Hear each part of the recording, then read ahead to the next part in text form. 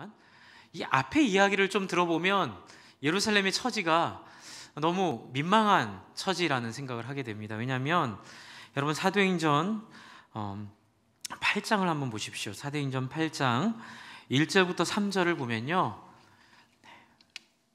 1절부터 3절을 보면 예루살렘 교회의 형편이 나옵니다.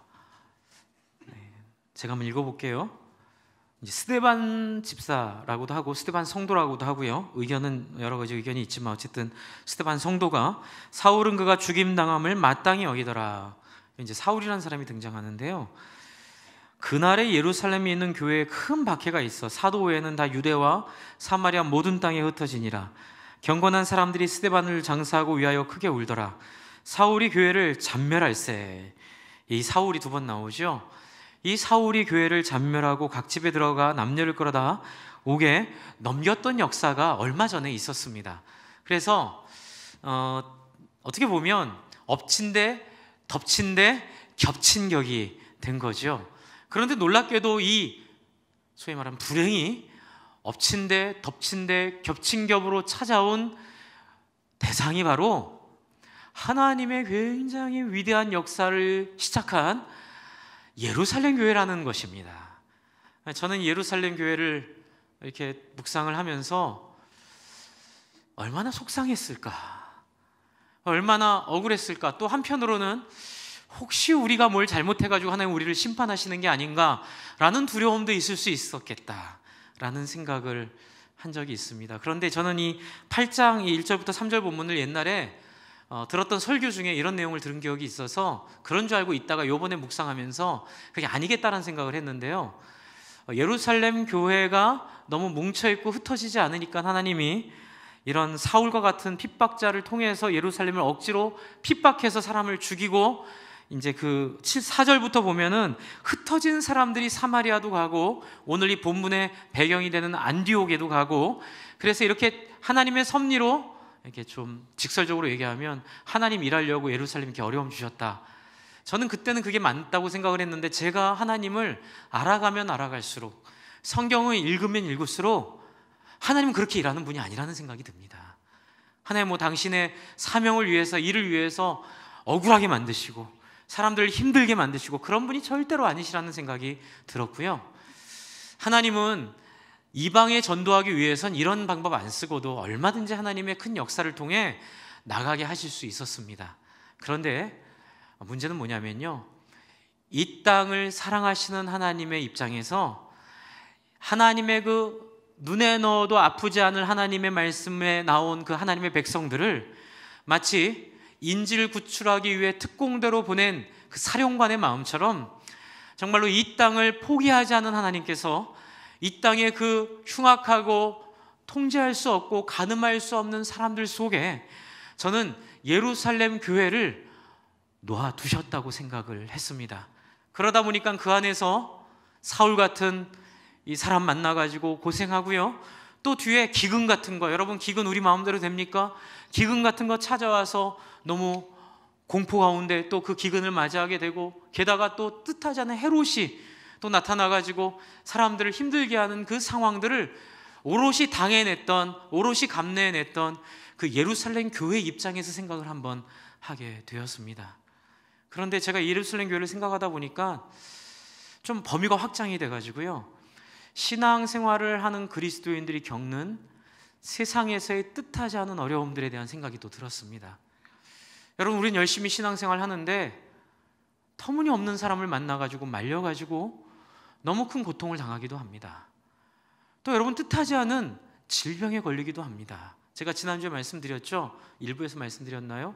미국에서 연구를 해보니까 암 걸린 확률이 그리스도인과 그리스도인 아닌 사람의 비율이 똑같다는 연구 결과를 발표를 했습니다. 얼마 전에요, 미국에 있는 신학대학원에서. 그렇습니다. 예수 믿는다고 암이 안 피해갑니다. 여러분, 예수 잘 믿고 교회 생활 잘 한다고 여러분 이 시대의 아픔과 어려움들을 피해갈 수 있을까요? 아니죠. 이제 그렇게 생각이 뻗치다 보니까 이 시대의 아픔에 대한 생각도 같이 들게 됩니다. 소위 말하는 위안부 할머니들, 또 우리 주변에 뜻하지 않게 자기의 생각과는 다른 어려움을 겪는 사람들, 이런 생각을 하면서 저에 대한 생각도 좀 했습니다. 저도 좀 어려운 일들이 좀 많았습니다. 또 목회를 하다 보니까 제 상황과는 상관없는 어려운 일들이 또 생기기도 합니다. 이제 그때마다 뭘 느끼게 되냐면요, 이 열등감을 느끼게 됩니다. 하나님, 혹시 제가 부족해서 이러한 문제가 오는 거 아닌가요? 내가 뭘 잘못해서 이런 병에 걸린 게 아닌가요? 이제 저는 말씀드렸지만 저희 어머님이 어렸을 때 그 할머니께서 이혼을 일찍 하셔서 4살 때부터 이 외갓집을 이렇게 돌아다니면서 키움을 당하셔가지고, 이렇게 사랑에 대한 목마름, 사람에 대한 궁핍이 있다 보니까 소위 말해 세상에서 좀 이렇게 힘있고 능력 있게 살아야 된다는 생각 때문에 저를 되게 많이 이렇게 사랑해 주셨습니다.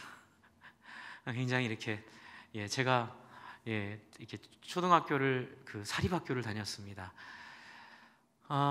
그 과정 속에서 굉장히 제가 눌렸던 그 많은 아픔들, 어려움들, 그게 제 성격을 형성했고요. 저는 되게 이게 평가에 민감합니다. 저는 제가 그게 싫습니다. 또 목회할 때 이게 방해가 됩니다. 좀 제가 개척할 때 우리 저를 사랑하는 청년이 저랑 차 한잔 하면서 웃으면서 그러더라고요. 목사님, 성철 스님 아세요? 성철 스님? 그래, 성철 스님은요, 이렇게 무슨 문제가 있고 어려운 일이 생기면 이렇게 얘기했대요. 차 한잔 하게나, 같이 차 한잔 합시다, 이런 얘기를 했다는 거죠.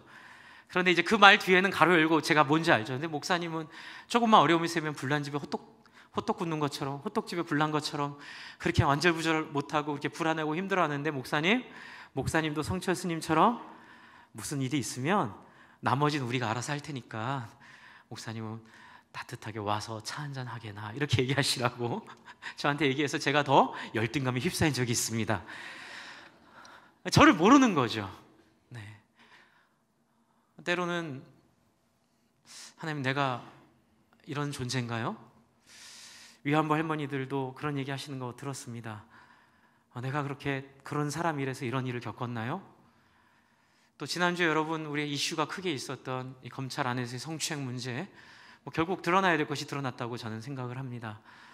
일방적인 남성주의 사회에서, 일방적인 남성 주도의 사회 속에 살다 보니까 물리적인 성추행뿐만이 아니라 무슨 의견을 내더라도 남자들이 윽박지르면 여자들은 그냥 은매기주고 해야 되는 이 하나님 원하지 않은 이 모든 상황 속에 살고 있는 우리 모든 약한 분들이요, 여러분, 하나님께서 주시는 위로를 제가 좀 이 말씀을 통해 들었습니다. 그것은 그건 네 잘못이 아니야, 이 이야기로 좀 시작을 하는 하나님의 위로였습니다. 그러다가 제가 손석희 그 앵커의 그 뉴스 브리핑을 되게 제가 좋아합니다. 좋아하는 이유는 정말 이 브리핑에 정말 교과서 같다는 제가 생각을 하거든요. 설교하는 사람으로 어떻게 하면 나도 저렇게 깔끔하고 아주 분명하게 할 수 있을까라는 마음을 갖도록 참 이렇게 모범적으로 하신다는 생각이 들어서 제가 그건 꼭 챙겨봅니다. 5분 안에 할 얘기를 다 하더라고요.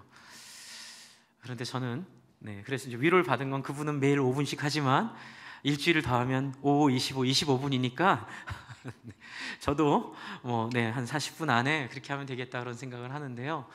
제가 지난주에 이 생각을 하면서 굿윌 헌팅이라는 영화 속에 나온 한 장면이 생각났는데, 마침 그 손석희 앵커가 목요일 날 그 내용을 가지고 사람들 위도하는 브리핑을 하나 한 걸 보고, 제가 하는 거 제가 아무리 잘하려고 해도 그거보단 잘할 자신이 없어서 잠깐 그 굿윌 헌팅에 나오는 그 이야기를 잠깐 보고 1분 50초입니다. 또 말씀을 이어가도록 하겠습니다. 잠깐 보여주시겠습니까? 소리를 키워주십시오.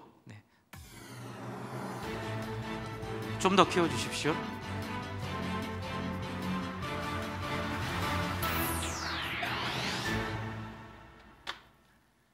뉴스룸의 앵커 브리핑을 시작하겠습니다. 영화 굿윌 헌팅의 주인공 청소부 윌은 뛰어난 두뇌를 가지고 있었지만 늘 세상과 불화했습니다. 어린 시절 양아버지의 폭력에 고통당하면서도 오히려 자신을 책망했던 소년. 마음속 깊이 담아놓았던 그 상처 탓이었을까? 세상을 향해서 굳게 닫혀있던 그의 마음을 녹인 한마디는 별다른 것이 아니었습니다. It's not your fault. I know. It's not your fault. 수없이 반복된 위로의 말을 들은 윌은 끝내 울음을 터뜨리게 되죠. 무언가 해결책을 내어준 것도 아니었고 달라진 상황은 하나도 없었지만 그는 바뀌기 시작했습니다. 자신의 잘못이 아닌 불가항력으로 인한 고통. 항상 자책해왔지만 그것은 자신의 잘못이 아니었기에. 네. 오늘 이 예루살렘 교회를 보면서 만약 이 예루살렘 교회를 의인화해서 생각한다면 예루살렘 교회가 겪는 어려움 중에 하나는 하나님, 우리는 하나님의 말씀을 따라 이렇게 말씀을 전하고 복음을 전했는데 왜 이렇게 어려운 일이 반복해서 옵니까? 그런 마음을 혹시 가지지 않았을까라는 생각을 제가 감히 상상력을 동원해서 하게 되었습니다. 그런데 재미있는 것은 이 안에 여러분 8장에 보시면 사울이 등장합니다. 사울은 그가 죽임을 당함을 마땅히 여기더라. 그날에 예루살렘에 있는 교회에 큰 박해를 가하는데 그게 사울입니다. 사울이 교회를 진멸하고, 여러분 사울은 그 시대의 여론 주도자였습니다. 여러분, 우리가 복음을 전하고 하나님의 말씀을 전할 때에 저 같은 사람은 남의 평가를 굉장히 예민하고 민감하게 받습니다. 저는 그런 엄마 밑에서 자랐기 때문에 그렇습니다. 그래서 누가 윽박지르거나 누가 잘못했다고 저를 향해서 말을 하면 저는 마음의 중심을 다 잃어버리고 헤매기 시작하게 됩니다.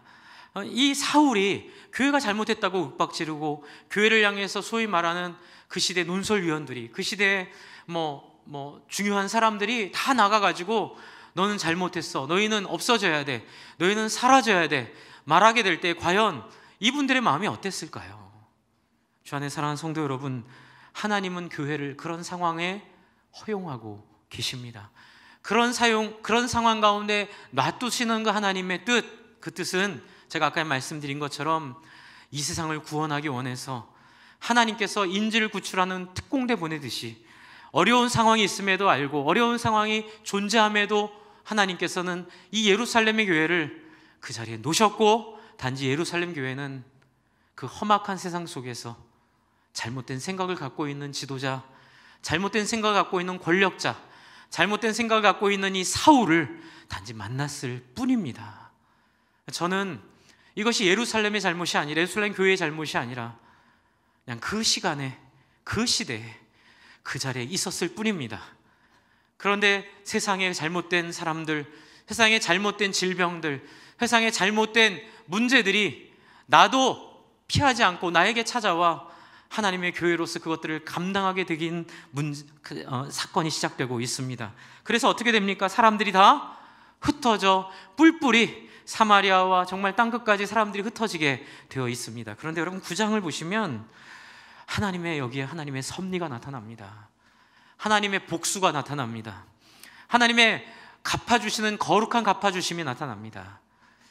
여러분, 이 사울이 교회를 완전히 씨를 말리려고 피해 도망간 곳을 찾아갑니다. 다메섹 도상, 다메섹으로 가는 그 길 위를 말을 타고 달려가다가 누가 나타나시죠? 예수님께서 사울에게 나타나십니다. 여러분, 저는 여기서 사울이 뭘 느꼈을까 상상을 많이 해봅니다. 여러분, 가장 큰 복수는 뭘까요? 저 사람이 나한테 불의하고 부당하게 나에게 막 칼을 던지고 나에게 막 거짓말을 해서 나를 힘들게 했을 때 나도 같은 물리력을 동원해서 그 사람을 제압한다면 그것은 싸움일 뿐입니다. 하지만 거룩한 복수는 그 사람이 갖지 못한 다른 도덕적 능력과 그 사람이 감히 생각하지 못한 다른 차원의 한 차원 높은 사람의 모습으로 그 사람을 안아주는 것이라고 저는 믿습니다. 지금 예수님은 당신을 미워하고 자신을 따르던 사람들을 죽이려던 사울에게 예수님은 나타나십니다. 그래서 사울을 향해 말하십니다. 사울아, 사울아, 네가 왜 나를 핍박하느냐? 이 말 속에는 사울을 받아주겠다는 예수님의 전제가 담아있다고 저는 생각합니다. 9장입니다. 이 경험을 한 사울은 어떻게 됩니까? 눈을 못 뜨게 됩니다. 그리고 눈을 뜰 수 없는 그 사울에게 예수님은 아나니아라는 제자를 보내서 그의 눈을 뜨게 하고 그를 잘 훈련시키고 있습니다. 주 안에 사랑하는 성도 여러분, 우리의 삶에 이런 어려움들이 올 때에 하나님은 이 어려움을 두고만 보시는 분은 아님을 믿으시기 바랍니다. 그런데 한 가지 생각해야 될 건 시간이 있습니다. 그 시간은 어떤 시간일까요? 예루살렘 교회가 이런 어려움들을 해석하고 이런 어려움들을 통해서 어떤 사람들의 하나님을 따르는 사람들의 순종을 통해 이런 어려움들을 극복하는 것을 배울 시간이 필요합니다. 그래서 이걸 제가 뭐라고 설명하기가 참 말이 부족한데요. 너무 오묘한 이야기들이 있습니다. 8장, 9장, 10장, 11장에 보면요, 핍박했던 사울을 하나님께서 단련시키시고 그래서 이방인과 유대인들에게 받아들여지게 하시고 준비시킨 후에 또 어떤 일이 있냐면요, 사도행전 11장에 보면 이 바나바, 예루살렘 교회가 이 이방인들이 하나님의 말씀을 들었다 함을 듣고, 여러분, 바나바를 파송해서 이제 그 사역을 하게 합니다. 근데 바나바가 누굴 찾아갔을까요? 바울이라 나중에 불리는 사울을 찾아가는 거예요. 그래서 자신을 핍박하려고, 자신을 정말로 죽이려고 했던 그 믿을 수 없다고 생각하는 사울을 바나바가 찾아가서 손을 내밀어 핍박한 자에게를 일으켜서 그 핍박했던 대상의 진리를 따르도록 사울을 인도하고 있는 이 위대한 역사, 이 역사가 지금 이 성경에 펼쳐지고 있습니다. 그래서 결국 어떻게 됩니까? 바나바는 사울과 함께 이 일을 진행하기 시작합니다. 사울과 함께 이 일을 안디옥 교회를 섬기는 일을 시작하는데요, 이 사울과 바나바가 사역할 때에 이제 처음에 예루살렘 교회가 한번 어려움을 당했잖아요. 그런데 예루살렘에서 올라온 선지자가 굳이 안디옥까지 와서 예언을 합니다. 뭐라고요? 흉년이 있을 것이다. 큰 흉년이 있을 것이다. 이 흉년의 예언을 듣고, 이거는 누구를 위한 예언일까요? 예루살렘을 위한 예언일까요? 안디옥을 향한 예언일까요? 예루살렘에 흉년이 든다는 예언을 안디옥을 향해서 하고 있습니다. 그것은 안디옥 사람들에게 어떤 일을 요청하기 위한 예언입니다. 여러분, 안디옥 사람들은 이 예언을 듣고 어떤 일을 벌이냐면요, 돈을 모으기 시작합니다. 자기들이 생각한 예루살렘 교회가 옛날에 했던 그 선한 일들을 따라서 자기들이 돈을 모아서 그 부조를 만들어 다시 누구를 보내죠? 바나바와, 이게 재밌습니다. 누구를 보냅니까? 사울. 여러분 상상해 보십시오.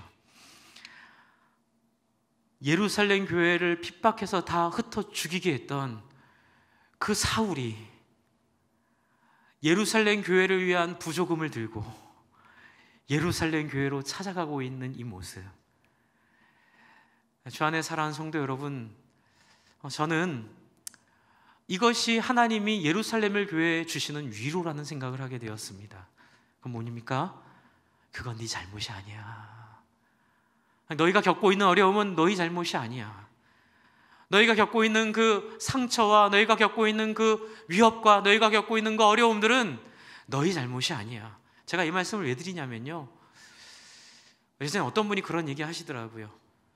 터무니없는 비난을 받은 적이 있답니다. 그런데 처음에 비난을 받을 때는 내가 그런 사람이 아니라는 게 확실하니까 나를 비난하는구나 이렇게 생각하고 버틸 수 있었대요. 그런데 이제 한 번이 두 번이 되고, 두 번이 세 번이 되고, 세 번이 네 번이 되고, 한 명이 두 명이 되고, 두 명이 세 명이 되고, 세 명이 네 명이 되면서 이제 계속 인터넷에서 자기를 이렇게 비난하는 얘기가 들어오니까 나중에는 무슨 생각이 들었냐면요, 내가 정말 그런 사람인가? 내가 정말 그렇게 문제가 있는 사람인가? 그러다 보다 나중에 보면 난 죽어야겠구나. 여러분, 이런 심리적 변화가 소위 말하는 아무 잘못도 없이 폭력에 노출된 여성들, 아무 잘못 없이 폭력에 노출된 아이들, 아무 잘못 없이 폭력에 노출된 사람들이 겪게 되는 심리적 변화라는 이야기를 들은 적이 있습니다. 여러분, 교회 생활을 하다가 또 삶을 살다가 그 사람만 안 만났으면 내 인생이 이렇지 않았을 텐데, 죄송한 말씀이지만 여러분은 다 부부관계가 좋아서 제가 그런 말씀 드리기는 죄송하지만 혹시라도 그런 아픔을 겪는 분이 계실까 봐 말씀드리는데, 이 남자만 안 만났으면 내 인생이 이렇게 망가지진 않았을 텐데, 이 여자만 안 만났으면 내가 좀 더 날개를 필 수 있었을 텐데, 장로님 그런 말씀 안 하셔도 됩니다.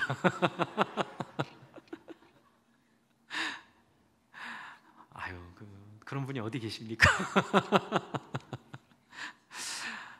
주 안에 사랑하는 성도 여러분, 우리의 삶 속에 늘 억울함이 존재합니다. 목사님, 예수 믿었는데 왜 암이 걸려요? 예수 믿었는데 왜 부도가 나죠? 우리 하나님 믿고 오직 하나님 나라 세우려고 교회로 모였는데 왜 생각지도 못한 싸움이 생기고 그 안에서 끔찍한 일들을 경험해야 되죠? 그래서 많은 분들이 신앙에 꺾이고 좌절하시고 어려움들을 겪는 모습들을 보게 됩니다. 주 안에 사랑하는 성도 여러분, 그건 여러분이 잘못해서가 아닙니다. 단지 이 세상을 돌아다니는 질병이 그냥 나와 만났을 뿐입니다. 그냥 그 사람을 제가 만났을 뿐입니다. 이 사울 같은 인간 안 만났으면 좋았을 텐데 왜 사울 같은 인간이 하필 예루살렘에 있었는지, 그 사람을 그냥 내가 사는 동네에 그 사람이 있었을 뿐입니다. 북한의 그 사랑하는 성도들이 무슨 잘못을 했겠습니까? 위안부로 끌려가 그 고통을 받았던 그 예수 믿던 꽃다운 처녀들이 무슨 잘못이 있었겠습니까? 하나님도 통곡하시는 이 땅의 부조리, 하나님도 통곡하시는 이 땅의 어두움, 그 어두움이 있음에도 불구하고 하나님은 한 사람이라도 구원하기 위해 그 어두움을 심판하시기보다는 유예 기간을 주시고 설득하시고 그들이 돌아오기를 기다리는 아버지의 심정으로 요나서 뒷부분에 있는 것처럼, 요나야 네가 이 박덩굴도 사랑하고 이 잎사귀도 아끼거늘 좌우를 분별하지 못하는 니느웨 백성들을 내가 어찌 아끼지 않겠느냐. 여러분, 그 하나님의 심령으로 우리를 이 땅에 놓아두신, 예루살렘 교회를 이 척박한 땅에 놓아두신 그 하나님의 마음이 이 안에 있음을 믿습니다. 한 번에 끝내면 되죠. 그러면 끝날 수는 있지만 좌우를 분별하지 못하는 이 사울과 같은 인간들, 좌우를 분별하지 못하는 이 우리 주변에 있는 수많은, 여러분 그 사람이 원래 그렇게 나쁜 사람은 아니었습니다. 단지 엄마 때문에, 엄마의 히스테리칼함이 그 사람에게 그렇게 교육됐을 뿐이고, 아까 전에 구디리 헌팅에 나왔던 그 영화 속의 그 아이처럼 그 양아버지의 폭력이 그 아이를 그렇게 폐쇄적으로 만든 것 뿐입니다. 하나님께서는 우리 인간이 서로가 서로에게 준 영향을 통하여 잘못된 자리에 있는 것들을 불쌍히 여기시고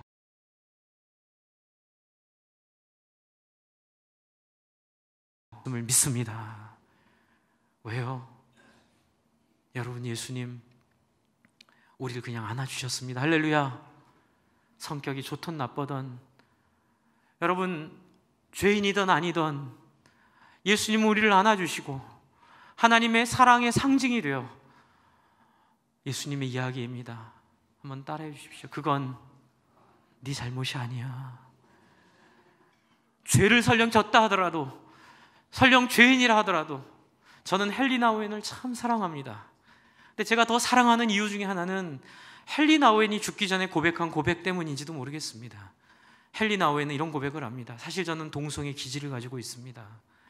어쩌면 신부가 된 이유조차도 동성애 기질을 이겨내기 위해 아예 신부가 되어서 아예 결혼을 포기하고 이성과의 사랑도 포기하면서 저는 평생 제 안에 끌어오르는 이 동성애 기질과 싸우다가 저는 여기까지 왔습니다. 그런데 어떤 분들은 오해하시더라고요. 헨리 나우엔 책 갖다 불살라야 된다고요.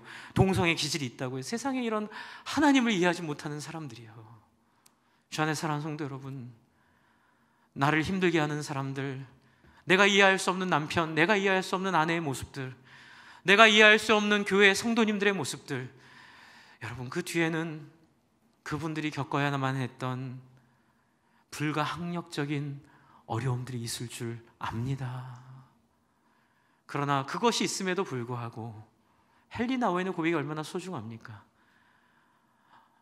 내 기질에도 불구하고 나를 사랑하여 나를 구원해 주시는 그 하나님 덕분에 한 번도 그 죄 가운데 들어가지 않았습니다. 할렐루야. 네, 그렇습니다. 어떤 기질이 있고 내 안에 어떤 한계가 있고 내 안에 어떤 어려움이 있는 것이 문제가 아닌 줄 믿습니다. 저도 늘 이 문제 갖고 씨름합니다. 저는 제 성격이 늘 못마땅합니다. 저는 제 기질에 늘 열등감을 가지고 있습니다. 저는 대장군 기질은 아니고요. 저는 굉장히 성격이 까작까작합니다. 굉장히 예민합니다. 굉장히 사람들의 말에 오해도 많이 하고 상처도 많이 받습니다. 그래서 제 아내가 이제 저를 담당해서, 그렇죠? 저를 담당해서 저를 많이 이렇게 다루어 주는 것을 제가 느낍니다. 물론 아내도 약점이 있죠. 저도 그 약점을 이해해야 되는데 이해 못하고 막 이렇게 뭐라 할 때도 있습니다. 이제 그럴 때마다 제가 돌이키고 회개하죠. 왜 내가 그걸 이해 못 해줬을까? 주 안에 사랑하는 성도 여러분, 이해하겠습니다. 애쓰겠습니다. 주 안에 사랑하는 성도 여러분, 그럼에도 불구하고 제 성격 때문에 생기는 어려움, 여러분 속에 있는 어려움, 여러분이 겪었던 그 모든 곤란들, 여러분 그것은 여러분 잘못이 아닙니다. 하나님께서 함께 울고 계시고 하나님께서 그것을 통하여 더 많은 사람들을 구원하기 원하시는 하나님의 소원으로 우리의 아픔을 하나님이 보고 계시는 것 뿐입니다. 제가 어머님 그렇게 돌아가셨을 때 제가 하나님께 따졌습니다. 이게 옛날 화장터는 얼마나 잔인했는 줄 아세요? 여러분 옛날 화장터는요, 지금 같지 않았던 거 기억하시죠? 성남 화장장 가서 깜짝 놀랐습니다. 그 가마 굽는 네 가마, 여러분 그 도자기 가마 굽듯이 가마 4개가 있더라고요. 제 눈앞에 저희 어머님 관 들어가고 그냥 문 닫히고 불 들어가면 그냥 그 굴뚝 위에서 연기가 납니다. 너무너무 잔인한 자리. 그 자리에서 4시간 걸렸습니다. 그때 4시간 동안 거기서 무릎 꿇고 통곡하며 따졌습니다. 하나님 살아계시면 이럴 수 있습니까? 하나님 당신 살아계십니까? 너무너무 하나님을 향하여 마음도 안 열리고 힘들어서 기도할 때에 하나님이 제 뒤에 오셔서 제 어깨를 잡으시고 계신 걸 느꼈습니다. 열받았습니다. 그럼 이런 일이 안 생기게 하셔야죠. 하나님 돌아봤습니다. 이건 그냥 제가 본 게 아니라 제 느낌입니다. 기도하면서 하나님이여 성령으로 주셨던 느낌. 하나님 저와 함께 울고 계십니다. 더 화납니다. 아니 이 양반아, 울 게 있으면 이런 일이 생기지 않게 하셔야지. 이런 일이 생기는 거 뻔히 두 눈 뜨고 보고 있다가 와서 같이 울면 어떡하자는 겁니까? 근데 저도 결국은 같이 그 굿윌 헌팅에 나오는 그 아이처럼 울기 시작했습니다. 하나님 마음이 느껴졌기 때문에 그렇습니다. 이 세상에 있는 많은 죄와 어두움과 사람들의 상처들 속에 너희 엄마가 살다가 그렇게 죽은 건 나도 안다. 그러나 이런 모든 과정들 속에서 네가 사람들을 살리는 사람 됐으면 좋겠다. 다시는 너희 엄마 같은 그런 사람 만들지 말고 그런 사람 더 깊이 이해하고 그런 사람 더 깊이 사랑해서 더 이상 너희 엄마와 같은 사람 나오지 않도록 나 좀 도와줄래? 저도 그 100%는 이해는 못했습니다. 천국 가면 여쭤보려고 그럽니다. 하나님 우리 삶 속에 있는 이 고통과 아픔과 눈물은, 그런데 저는 힌트 하나 가지고 있습니다. 그것은 바로 하나님의 사랑입니다. 하나님의 허용하시는 세상의 어려움들 속에 우리가 살고 있음을 인식하시기 바랍니다. 피해갈 수 없습니다. 여러분 그 안에서 하나님은 예루살렘 교회를 위로하십니다. 뭐라고 위로하시죠? 그 가운데 흉년이 올 거예요. 이건 또 무슨 일입니까? 아니 핍박받았으면 좀 봐주셔야지. 또 흉년이 옵니다. 하나님 살아계십니까? 네, 그렇게 옵니다. 왔을 때 이것을 하나님의 백성들이 풀어내기를 하나님 원하십니다. 그래서 안디옥 교회에게 예언하시고 어떻게 하는지 보십니다. 어떻게 합니까? 안디옥 교인들이 유대에 보낼 돈을 모읍니다. 여러분 이건 정말 하나님의 사역입니다. 여러분 너희 돈 모아. 자, 흉년 올 테니 돈 모아. 안 모으면 다 아나니아 삽비라처럼 다 죽을 거야. 이렇게 얘기 안 하십니다. 어떡하나 보십니다. 저는 여기에 하나님의 두근거림이 있다고 봅니다. 하나님은 당신의 백성들이 고난과 눈물의 경험을 통해 하나님을 조금씩 이해하고 그리고 그 가운데 해야 돼서가 아니라 제가 늘 하는 말이죠. 하지 않아도 되는데 하나님 사랑하기 때문에 굳이 하지 않아도 되는 일을 하는 이 영광스러운 모습이 하나님 소원하시고 하나님 보기 원하셨던 예수님 보여주신 그 하나님 형상의 본질임을 믿습니다. 그래서 여러분 이 사람들은 그럼에도 불구하고 이걸 극복하고 여러분 여기 있는 유대에 사는 형제들을 위해 제자들이 나왔잖아요. 그러니까는 그 핍박을 경험했던 사람들이 자기가 전한 안디옥 교인들을 다 설득해서 교회를 위한 부조를 만들어 보냅니다. 여러분, 내년에 금융위기가 있다고 만약에 예언이 있다면 여러분 어떻게 하시겠습니까? 다 내 집, 내 가족 안전하게 하려고 돈 모으지 않겠습니까? 그런데 여러분, 그 상상을 뛰어넘는 겁니다. 어떻게 되죠? 네, 이 사람들 하나님 마음을 알기 시작합니다. 그래서 예루살렘 교회가 그랬듯이 함께 돈을, 자기 재산을 사도들 발 앞에 팔아 주고 그 돈을 함께 나누는 역사를 이 사람들이 하고 있는 것들을 보여줍니다. 주 안에 사랑하는 성도 여러분, 하나님 우리에게 세상의 어두움과 악함을 통해 우리에게 기대하시는 것은 바로 이런 성장임을 믿습니다. 암에 걸리고 원하지 않는 어려움을 겪고 원하지 않는 상황 속에서 고통당하는 그러한 어려움들은 하나님은 주신 건 아니지만 그 세상 속에서 산 그 어쩔 수 없는 고통 때문에 여러분, 우리가 좌절하는 것이 아니라 하나님의 마음을 배워서 새롭게 하나님의 나라의 역사를 이루어내는 역사가 있기를 소망합니다. 제가 예전에 대학 청년부 때 제가 존경하던 교수님 경험하신 이야기입니다. 이제 교수님 대구에 있는 어떤 청년부, 한 150명 있는 청년부 가서 말씀을 전했는데, 한 번은 저도 같이 갔었던 기억이 있습니다. 그냥 평범한 예수께서 말씀을 전했는데요, 어떤 청년 하나가 말씀 끝났는데 몸부림치면서 바닥에서 뒹굴고 있는 거예요. 꺼이 울고. 저희는 알지요, 경험이 있으니까요. 하지만 그 자리에 있는 친구들이 너무 당황하는 겁니다. 저를 친구가 아닌데 통곡하고 몸부림치고 울고 있는데, 끝날 때 요청을 하더라고요. 저 한마디만 했으면 좋겠습니다. 말 안 하면 죽을 것 같습니다. 하나님 저 죽이실 것 같습니다. 저 살고 싶습니다. 앞에 나가서 한마디만 하게 해주십시오.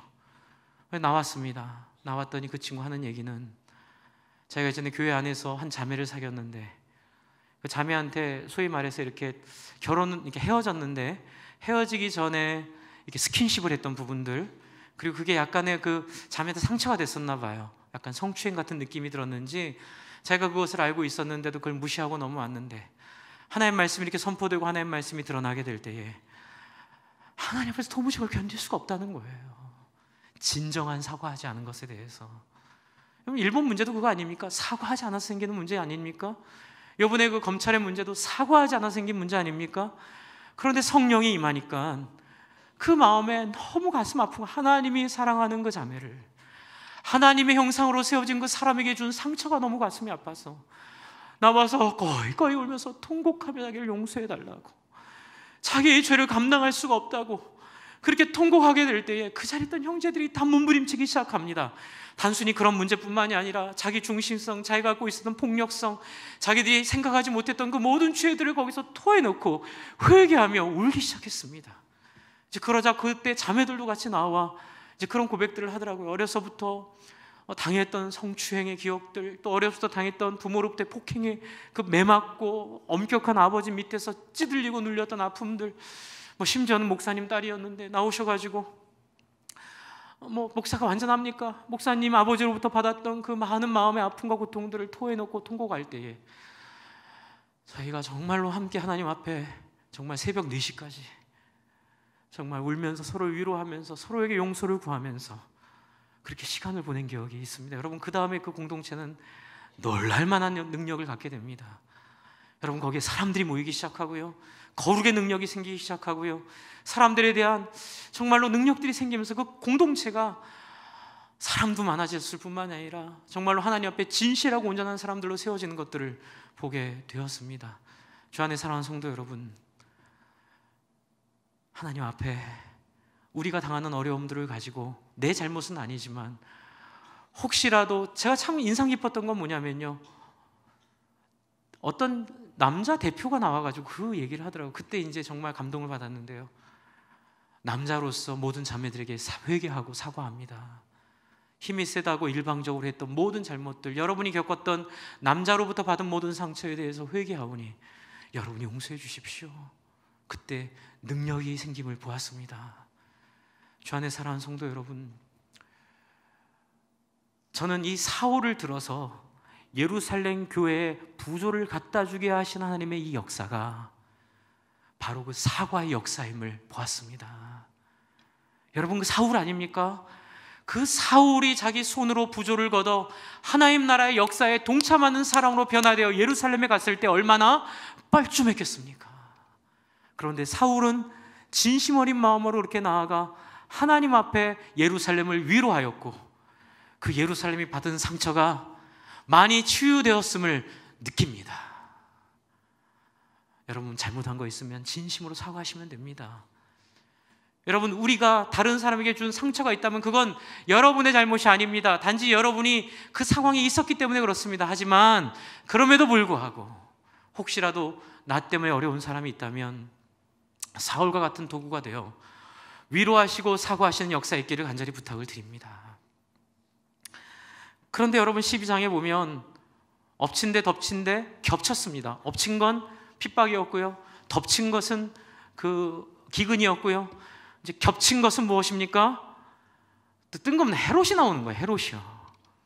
여기서 끝났으면 좋았을 텐데, 여러분 12장 1절 보면 그때에, 여러분 그때가 왜 있을까요? 저는 누가가 이걸 강조하고 싶었던 것 같아요. 재밌는 건 여러분, 지금 12장에 있는 이 예루살렘 교회 박해가요, 이 바나바와 사울을 준비시키는 이 사역 사이에 껴 있다는 거예요. 그래서 12장 이야기가 끝나면 25절에 다시 어디로 갑니까? 바나바와 사울이 부조하는 일을 마치고 마가라는 요한을 데리고 예루살렘에서 돌아오는 얘기로 끝나고 13장부터는 사울이 바울된 얘기가 시작됩니다. 그러니까 저는 이게 바울을 준비시키기 위한 하나님의 교육과정이 아닌가 이런 생각은 하게 되는데요. 여러분, 우리도 그래서 같이 교육받았으면 좋겠는데요. 여러분, 문제는 이제 나머지 문제는 하나는 뭐냐면요, 이렇게 우리 안에 이런 사울을 준비시키시고 이렇게 복구하시고 회복시키시는 일도 있는데 때로는 이해할 수 없는 일들을 당하기도 해요. 여러분, 헤롯입니다. 헤롯 같은 무식한 인간을 만나기도 합니다. 여러분, 헤롯은 그 당시에 이 유대 지방을 로마의 위임을 받아 통치하던 허수아비 꼭두각시였습니다. 그런데 이 꼭두각시지만 로마한테만 잘 보이면 왕으로서 살 수 있는 거예요. 그러니까 오직 관심은 다 로마에게 있었고, 로마의 관심은 이 지역의 안정에 있었습니다. 그래서 헤롯은 무엇이 옳은지가 중요하지 않았습니다. 헤롯에게 중요한 건 시끄러운 건 다 끊어내는 겁니다. 시끄러운 거는 아무리 잘못한 것에 대한 항의도 시끄러운 건 다 싫은 거예요. 그래서 유대인들이 눈치를 봅니다. 유대인들이 눈치를 보니까 유대인들이 이 교회들 때문에 시끄럽거든요. 그래서 교회를 핍박하기 위해서 결심하고 사람을 죽입니다. 여러분, 이게 얼마나 억울한 일입니까? 차라리 예수 믿는다고 죽임당하면 좋을 텐데요. 그렇죠? 내가 뭘 해가지고 그게 의로워가지고 내가 핍박당해서 회사에서 잘리면 좋을 텐데요. 애꿎게 회장 아들 집어넣으려고 제자리 주려고 저를 자르는 그런 터무니없는 억울한 상황이 지금 예루살렘 교회의 상황입니다. 여러분, 옛날에 고문 경찰들이 고문할 때 고문당하신 분들이 가장 비참한 상황 얘기하는데 공감이 되더라고요. 그게 뭐냐면, 고문 실컷 당하고 쉬는 시간에 정기 고문 당하고 자기는 목숨이 왔다 갔다 눈앞이 아른아른거리는데 자기를 고문했던 그 경찰들이 이렇게 모여가지고 짜장면 시켜 먹고 거기서 얘기합니다. 어떻게 우리 재수 씨 아내 병원 치료는 잘 됐어요? 이렇게 사람을 살리는 얘기하는 거잖아요. 자기는 죽이려고 하고, 그리고 자기들끼리는 막 자식 걱정해주고, 요번에 고3 아이 대학 제대로 갔냐고 물어봐주면 그게 그 어떤 고문보다 더 심각한 마음의 고문이었다 하더라고요. 나는 인간 대접 못 받는구나. 여러분, 지금 헤롯이 하는 행동이 그겁니다. 예루살렘 교회가 인간 이하의 취급을 받고 있습니다. 그냥 자기들 정치적 이해관계 때문에 그냥 부속품처럼 그냥 죽여도 되는 사람들이에요. 그래서 여러분, 2절에 진짜 죽입니다. 요한의 형제 야고보를 칼로 죽이니. 엎친 데 덮친 데 겹친 게 너무 비참하게 겹쳐버렸습니다. 세상 살다 보면 이유를 알 수 있는 고난도 있지만 어떤 때는 그 짐승 같은 사람 만나가지고 정말 끝까지 고통당하다가 정말 하나님의 나라를 위해서도 아니고 그 사람의 이해관계 때문에 내 모든 것을 잃어버릴 때도 있습니다. 그러나 주 안에 사랑하는 성도 여러분, 그것이 끝이 아닙니다. 이젠 베드로를 잡아 죽이려고 감옥에 집어넣었습니다. 그때의 5절입니다. 여러분, 앞에는 제가 섬김을 통해, 이 사울의 섬김을 통해 이 어려움을 극복하게 했다, 그 얘기를 드린 거고요. 이제는 두 번째입니다. 무엇인지 한번 보십시오. 같이 읽습니다. 시작. 이에 베드로는 옥에 갇혔고 교회는 그를 위하여 무엇합니까? 기도합니다. 하나님, 이 터무니없는 상황 아시죠?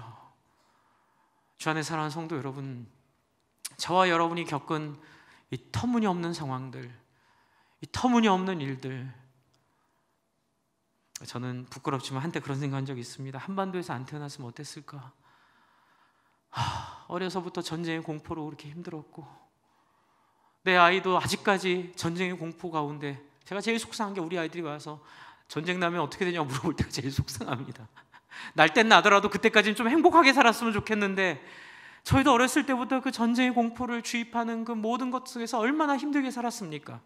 안 그렇게 될 줄 알았는데 또 그런 한반도에 갖고 있는 한계 때문에, 또 우리가 갖고 있는 정치인들의 수준 때문에 계속 우리는 이용당하고 계속 그 공포 가운데 우리 아이들이 살아가야 되는 이 비참함들. 주 안에 사랑하는 성도 여러분, 그런 생각 부끄럽지만 가졌지만, 그러나 하나님 앞에 기도할 수 있다는 사실 때문에 하나님이 주신 운명인 줄 알고 이 땅에서 단지 기도할 뿐입니다. 여러분, 이들도 기도합니다. 하나님 우리를 살려주세요. 그런데 여러분, 어떤 일이 벌어집니까? 기도하니까는요. 기도하니까 어떤 일이 벌어집니까? 터무니없는 일이 생깁니다. 어떤 일이죠? 감옥문이 열리고요. 이런 사람들이 이렇게 물어봐요. 목사님, 감옥문이 열릴 것 같으면 아예 감옥에 들어가기 전에 못 들어가게 하면 되잖아요. 근데 하나님 우리 감옥에 들어가게 하신다고요. 받을 상처 다 받게 하시고, 그 다음에 기도하면 감옥문을 열어주십니다. 저는 때로는 그런 생각합니다. 우리가 어떻게 할지 한번 보고 싶은 거예요. 아브라함에게 이삭 바치라고 하셨을 때 하나님 아브라함의 태도를 보고 싶으셨잖아요. 여러분, 태도 보고 싶으셨고 기도하는 모습 보고 풀어주십니다. 그래서 이 사람들도 들어오는 그 베드로를 보고 믿지 못합니다. 여러분, 15절에 보면 베드로가 왔습니다 말하니까 그들이 뭐라고 합니까? 그들이 말하되 내가 미쳤다, 이렇게 얘기할 정도로 자기들도 상상할 수 없는 일이 벌어지고요. 베드로는 풀려납니다. 그래서 여러분, 베드로는 풀려나고 다시 잡히지 않습니다. 그런데 여러분, 헤롯의 문제는 해결되지 않습니다. 헤롯은 여전히 나쁜 놈으로 살아갑니다. 18절 19절 보시면 베드로를 놓치니까 그 짓거리 그대로 하고 있습니다. 나한테 했던 짓거리 또 그들이 만난 사람에게 하고 있는 그 생각하고 싶지도 않은 사람의 모습 헤롯이 보여주고 있습니다. 뭐 합니까? 간수들 다 죽여버립니다. 16명을 다 죽여버립니다. 그리고 아무렇지도 않다는 듯이 입시 20절에 이제 이거는 다른 얘기입니다. 헤롯 덕분에 먹고 사는 지역이 있었는데 뭐 헤롯의 비위를 상하게 했나 봐요. 그러니까 헤롯이 화가 나니까 두로와 시돈 사람들이 잔치를 열어서 헤롯을 아부합니다. 근데 아부하는 자리에서 헤롯을 신의 소리라고 칭찬합니다. 그러자 헤롯이 그럼 그렇지, 나는 역시 대단한 사람이야 라고 생각하는 순간, 여러분 23절, 헤롯이 영광을 하나님께 돌리지 아니하므로 주의 사자가 고치니 벌레에게 먹혀 죽으니라. 할렐루야. 이건 할렐루야입니다. 여러분, 너무 억울해하지 마십시오. 우리가 어쩔 수 없어 할 것 같은, 이해를 알 수 없는 그 지역, 그 사람, 그 시기, 그 아픔들은 하나님이 처리하실 줄 믿습니다. 일본 억울하지만, 일본이 다 그렇진 않지만 그 사고를 갖고 있는 사람들이 하나님께서 심판하실 것입니다. 사과하지 않고 회개하지 않는 그 뻔뻔한 사람들 하나님께서 심판하실 것입니다. 그러나 교회는 어떻게 됩니까? 24절 같이 읽겠습니다. 시작. 하나님의 말씀은 흥왕하여 더하리라. 주 안에 사랑하는 성도 여러분, 그건 우리의 잘못이 아니었고요, 그건 여러분의 잘못이 아니었고요. 그렇기 때문에 여러분 거기에 매여 있을 이유가 없습니다. 여러분 힘들게 했던 사람을 향한 증오 가운데 묶여 있을 필요 없습니다. 여러분, 우리는 섬김과 기도로 우리가 살아가는 이 땅 위에서 하나님의 백성으로서 이 세상 사람들이 죄 때문에 겪고 있는 어려움 속에 같이 들어가 그들을 구원하기 위해 때로는 암에도 걸리고, 때로는 오해도 받고, 때로는 손해도 보고, 때로는 모욕도 당하고, 때로는 비난도 당하지만 하나님이 살아계심을 믿기에 우리는 오직 섬김과 기도로 갈 길을 꿋꿋이 가게 될 줄 믿습니다.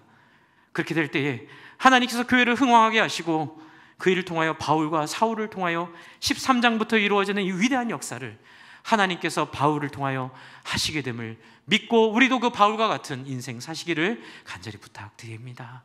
우리 한번 같이 기도하겠습니다. 하나님 앞에, 하나님 아버지, 첫 번째는 제가 저만 알고 있는 저 마음의 죄악과 어둠들을 회개하고 또 그러한 상황 가운데 있었던 그 모습들을 하나님 이해하심을 여러분 이 시간 기억하고 기도하십시오. 하나님 말씀하십니다. 네 잘못이 아니야. 내가 사랑한다.